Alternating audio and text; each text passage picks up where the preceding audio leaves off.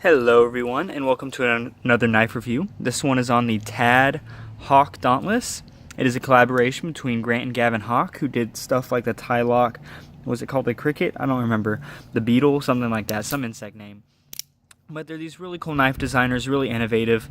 They've done the mud recently with millet knives and stuff, and this is their kind of take on the Dauntless model. If you remember, Tad Knives made a Hawk Dauntless Mark IV. I actually have owned one of these in the past. But anyway, there are some very significant differences to this, and let's get into that. So first off, this is featuring the Hawk lock. This is not like your typical Benchmade lock. The Benchmade lock, you kind of have a torsion bar, or a little bar in here that kind of sandwiches itself against the blade, and then with the stop pin plus the little bar, it keeps the blade from moving in any direction. And the Hawk lock, actually, underneath these handles is a little spring with a bar that wedges itself into the blade this way and keeps the blade from moving. So that's probably not the best way of explaining it, and it may be a little misleading, but that's the simplest way I can do it without taking the knife apart. Because honestly, it's kind of a pain to do that, and last time I did it, I ended up causing some lock slippage, so which I'll talk about. Anyways, the Hawk lock is incredibly strong. It has this thing called a toggle detent. So if you remember Benchmade knives, there's no detent on here that keeps the blade in. It's the spring tension from the bar. You can see there. That's what holds the blade in, which means that it's fine for thumb flicking. But as they've found out with some of their knives, forget what the name of it was, but they tried to make a flipper with the axis lock, and it did not flip very well at all. So to fix that, the Hawks put a toggle detent in there, which is a detent that's in the inside of the handle, part of the liner. It's just a thing that sticks into the blade, and you can see there that now the detent is engaged, and you get this really amazing action. And it's kind of mechanical-like. It's probably one of the best detents I've ever felt. It's just really, really cool. And that way you kind of have a knife with a detent that's not a frame lock or a liner lock. And you do kind of have the fun of getting to flick it closed like you would a liner lock. And you can still use a thumb stud, no problem. You just kind of got to come at it at an angle this way. Oops.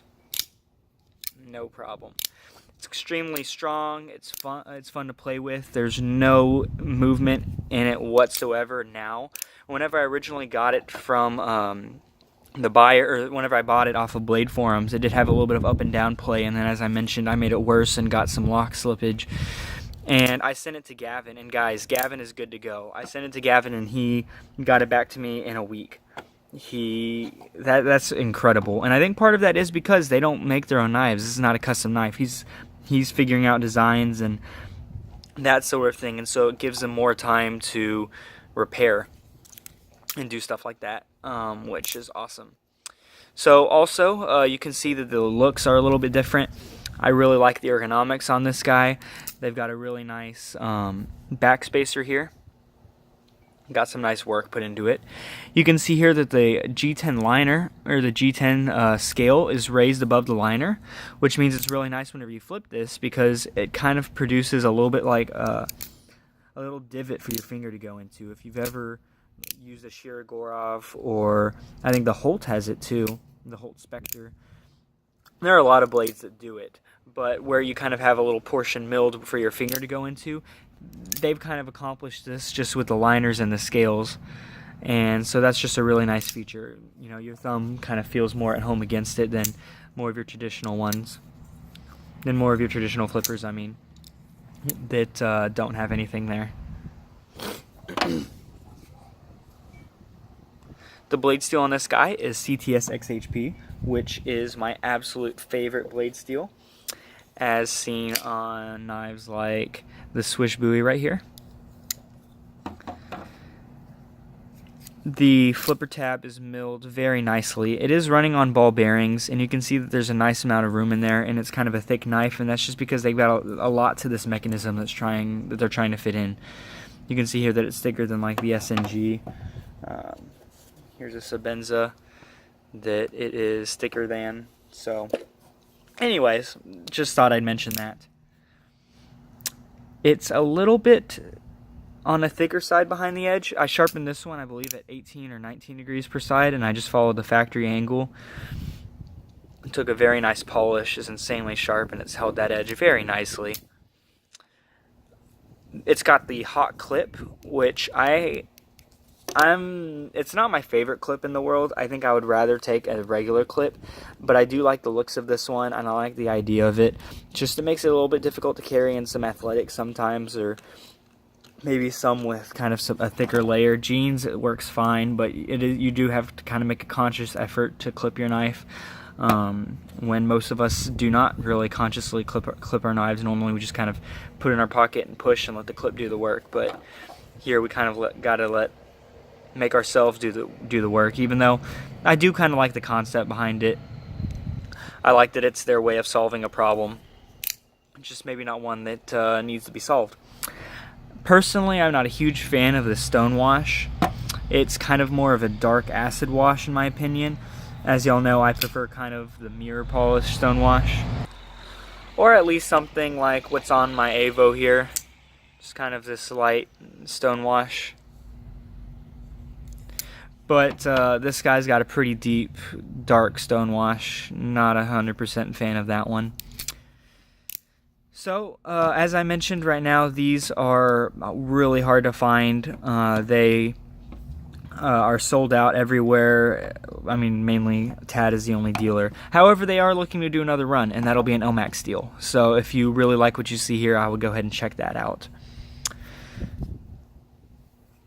I do kind of like the blade design, how it's got this full thickness right here. It makes it kind of a little bit more rugged and tough. I would put this in the same class as the SNG as far as toughness goes. I would say, even though this one has bearings, it'll be able to get some good work done, just like my SNG has continually been able to perform. I think this one will perform just as nicely. Kind of speaking of that, I like that the stop pins are the thumb studs actually, and you can still use them to flick, but you see that they make contact with this titanium portion. I have flicked this thing a ton, and as you can see, there's no deformation, whatever, at all on the knife. It is 100% good to go like new, but I do like that they use a stop pin, and that kind of goes with ruggedness. You know, that's one of the things that I love about the Strider, as do many, is, you know, you kind of have that stability, and it means that the stop pin is at a greater, is at a better position to succeed rather than fail. And it is better and stronger than something like this, which has an internal stop pin. I also like the attention to detail for the closing as well. I like that it's not just ramming into G10, and that's something that you kind of, you know, you don't see that really so much on the SNG. I know that one side is full titanium, but on this other side, you know, not so much. And on the Hinderer XM18, there's a liner in there, but it would be nice if they made the liner at that portion kind of come up over the G10. Like this Tad Dauntless does right here. They have a bunch of different configurations available, green G10, black G10, carbon fiber. I think that this configuration is probably the best one. Maybe the carbon fiber would be a close second, but like I said, I would like to see one in a kind of a lighter stone wash.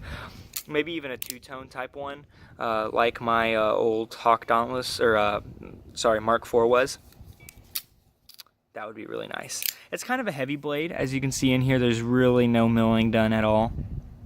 But again, that's because that's where the lock is. Right underneath this titanium liner right here is the spring, and is the entire mechanism that makes this knife function so nicely. So I understand. And the looks certainly aren't for everyone. I love them. And I think that they look really well. I kind of don't really like the choil right here. Some guy just mentioned that. I would much rather, I think the design would be much better, and it would look cleaner. if it was, the edge kind of went further back to the ricasso, if that makes sense. Even though I do like that, there's no flaring going on here. That gets to the thin portion of the blade before the edge, if that makes sense. Meaning you don't have any of this stuff going on here. But that's about it on this knife.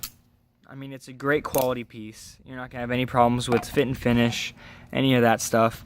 It's featuring some great innovative designs or mechanisms and features. So I think if you have the opportunity to buy one, go for it.